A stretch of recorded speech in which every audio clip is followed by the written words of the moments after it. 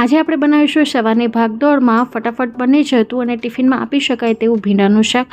આ શાક તમારું બિલકુલ પણ ચીકણું નહીં બને એ ખાતરી સાથે કહું છું। તો આ ભીંડાનું શાક બનાવવા માટે આપણે 5 કિલો એટલે કે 250 ગ્રામ જેટલા ભીંડા લીધા છે। તાજા કોણા ભીંડા હોય એવી પસંદગી કરવી। હવે એને આવી રીતે ઊભી ચીરીઓ કરીને આપણે 8 ટુકડામાં કટ કરી લઈશું। જો મોટો ભીંડો હોય તો 8 ટુકડા કરવા અને જો આ રીતના ભીંડાની સાઇઝ નાની હોય તો આપણે 4 ટુકડા કરવાના છે। તો આ રીતે અહીં બધા જ ભીંડાને આપણે સમારી લીધા છે। તો આવી રીતે આપણે લાંબા ટુકડાઓમાં એને કટ કરવાના છે। બધા ભીંડા સમારાઈ ગયા છે, જેને એક થાળીમાં કાઢી લેશું। અહીં 2 મીડિયમ સાઇઝની આપણે ડુંગળી લીધી છે। તો આ ડુંગળીના આપણે આ રીતના પહેલાં 4 ભાગ કરીશું। જો મોટી ડુંગળી હોય તો 8 ભાગ કરવા, નહીંતર આ રીતે 4 ભાગ કરી શકાય છે। હવે આપણી ડુંગળીમાં એક ડુંગળીની સાઇઝ થોડીક મોટી હતી તો આપણે એના આ રીતના 8 ટુકડા કરીશું અને આનામાંથી આપણે આની એક લેયરને આવી રીતે આપણે છૂટી પાડી દેવાની છે। તો આવી રીતે બંને ડુંગળીમાંથી આપણે લેયર છૂટા પાડી દીધા છે। હવે આનો આપણે એક મસાલો તૈયાર કરી લઈશું। તો જેના માટે ખાંડણી લઈ લેવાની છે। જો તમે ડુંગળી ન ખાતા હો તો ટમેટાનો ઉપયોગ કરી શકો છો, નહીં લસણ ન ખાતા હો તો આદુનો ઉપયોગ કરવાનો। તો 10 થી 12 કળી લસણની લીધી છે અને 2 તીખા મરચાં લીધા છે। તીખાસનું પ્રમાણ તમે તમારા ટેસ્ટ અકોર્ડિંગ ઉપર નીચે કરી શકો છો। હવે 1 ટીસ્પૂન જેટલું જીરું નાખ્યું છે અને લસણ અને મરચું સારી રીતે ખંડાઈ જાય એ માટે કરીને થોડુંક મીઠું નાખ્યું છે, લગભગ 1/4 ટીસ્પૂન જેટલું। અને આ રીતના આપણે એક પણ એના મોટા મોટા ટુકડા દેખાય નહીં એ રીતે આપણે ખાંડી લેવાનું છે। હવે છેલ્લે 1/2 ટીસ્પૂન જેટલું આપણે આની અંદર કશ્મીર લાલ મરચું પાવડર નાખીશું, જેથી એનો કલર સરસ આવે। હવે આ મસાલો તૈયાર છે, જેને આપણે મૂકી દઈશું સાઈડમાં। અહીં હવે જે ભીંડા આપણે તૈયાર કરીને રાખ્યા હતા ને એનામાં આપણે મસાલા નાખી દઈશું। તો ભીંડાના માપનું આપણે મીઠું નાખ્યું છે, 1/2 ટીસ્પૂનથી થોડીક ઓછી હળદર પાવડર નાખી છે, 1/2 ટીસ્પૂનથી ઓછું થોડુંક કશ્મીર લાલ મરચું પાવડર નાખ્યું છે અને 1/2 ટીસ્પૂન જેટલો આપણે આની અંદર ધાણા જીરું પાવડર નાખ્યું છે। આવી રીતે ભીંડામાં પહેલેથી જ મસાલા કરવાથી ભીંડાની ચીકાશ દૂર થઈ જાય છે અને શાક છે વધારે ટેસ્ટી બને છે। હવે આની અંદર જે ભીંડાનો રસ છે એ શોષી લેવા માટે અને ભીંડાનો સારો ફ્લેવર આવે એ માટે કરીને 2 ટેબલસ્પૂન જેટલું આપણે બેસન લીધું છે। આ કાચું જ બેસન છે અને બધો મસાલો ભીંડામાં કોટ થઈ જાય માટે કરીને 1 થી 1.5 ટીસ્પૂન જેટલું આપણે તેલ નાખ્યું છે અને આવી રીતે સારી રીતે ચોળીને મસળી લેશું। એકદમ હળવે હાથેથી આપણે મિક્સ કરવાનું છે, ભાર દઈ દઈને નથી કરવાનું। હવે અહીં કઢાઈની અંદર આપણે 3 ચમચી જેટલું તેલ લીધું છે, મગફળીના તેલનો ઉપયોગ કર્યો છે। તેલ ગરમ થઈ ગયું છે તો 1/2 ટીસ્પૂનથી થોડીક ઓછી આપણે હિંગ નાખીશું।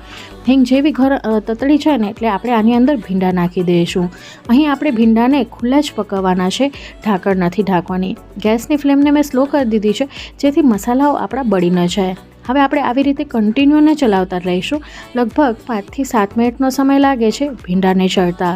તો અહીં તમે જોઈ શકો છો કે ભીંડાનો કલર કેટલો સરસ આવે છે, લીલાછમ ભીંડા આપણા તૈયાર થયા છે। તો અહીં લગભગ 5 થી 7 મિનિટનો સમય થઈ ગયા બાદ તમે જોઈ શકો છો કે ભીંડા આપણા ચડી ગયા છે। તો હવે આને આપણે એક પ્લેટમાં કાઢી લઈએ અને આ જ કઢાઈની અંદર ફરી પાછો આપણે આનો વઘાર કરીશું। ત્યાં સુધી ભીંડા પર થોડાક ઠંડા થઈ જશે। હવે એ જ કઢાઈની અંદર ફરી પાછું આપણે 3 ચમચી જેટલું તેલ લીધું છે। તેલ આપણું ગરમ થઈ ગયું છે એટલે જે ખાંડેલો મસાલો હતો એ નાખી દઈશું। હવે આને આપણે સારી રીતે સાતળી લઈશું। તો લગભગ 30 સેકન્ડ સુધી આપણે આ મસાલાને સાતળીશું, એટલે લસણની કચાશ પણ દૂર થઈ જશે, જીરું નાખ્યું છે એ પણ સારી રીતે સતળાઈ જશે અને મસાલો પણ આપણો પાકી જશે। હવે અહીં 30 સેકન્ડ થઈ ગઈ છે તો 1/2 ટીસ્પૂનથી થોડીક ઓછી હળદર પાવડર, 1/2 ટીસ્પૂન જેટલું કશ્મીર લાલ મરચું પાવડર નાખીને આપણે આની અંદર ડુંગળી નાખી દઈશું અને સારી રીતે મિક્સ કરી લઈશું। અહીં ડુંગળીને આપણે થોડીક ચડે ત્યાં સુધી પકવીશું, પણ એનો ક્રંચ મેન્ટેન રહે એ વાતનું ધ્યાન રાખજો। એકદમ આપણે એને ઘડાવી નથી નાખવાની। સારી રીતે મિક્સ કરી લીધા બાદ હવે આપણે આની અંદર થોડુંક મીઠું નાખીશું। ચટણીમાં પણ આપણે મીઠું નાખ્યું હતું એટલે આ સમયે આપણે થોડુંક જ મીઠું નાખવાનું છે। તો અહીં આપણે લગભગ 4 થી 5 મિનિટનો સમય લાગશે। તો અહીં તમે જોઈ શકો છો ડુંગળી સરસ રીતે એની કચાશ દૂર થઈ ગઈ છે, પણ એ એકદમ સોફ્ટ નથી થઈ। તમે જોઈ શકો છો એનો ક્રંચ મેન્ટેન રહે એ રીતે આપણે એને સાતળ્યું છે। હવે અહીં આપણો મસાલો તૈયાર થઈ ગયો છે। હવે આની અંદર આપણે જે ભીંડા તૈયાર કરીને રાખ્યા હતા એ નાખી દઈશું અને એકદમ હળવે હાથે ચલાવવાનું છે, જેથી બધું ઘીચો ન વળી જાય। બાકીના મસાલા આપણે પાછળથી નાખીશું।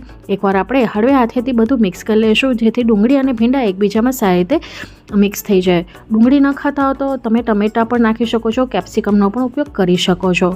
હવે અહીં સારી રીતે મિક્સ કરી લીધા બાદ 1 ટીસ્પૂન જેટલો આપણે આમચૂર પાવડર, 1 ટીસ્પૂન જેટલો કસૂરી મેથી શેકીને એનો ભૂકો કરી નાખ્યો તો એ નાખ્યું છે અને 1 ટીસ્પૂન જેટલું આપણે ધાણા જીરું પાવડર નાખ્યું છે. બધી વસ્તુઓને હળવે હાથેથી મિક્સ કરવાનું છે, એ વાતનું ધ્યાન રાખજો. આ શાક છે એ પરોઠા રોટલી સાથે ખૂબ જ સરસ લાગે છે. જોઈ શકો છો આ શાક તૈયાર છે ટિફિનમાં જવા માટે, પીરસવા માટે. તો આને મેં રોટલી સાથે સર્વ કર્યું છે. તમે જોઈ શકો છો કલર કેટલો સરસ આવ્યો છે. તો એકવાર મારી રીતે આ રેસીપી અચૂકથી ટ્રાય કરો.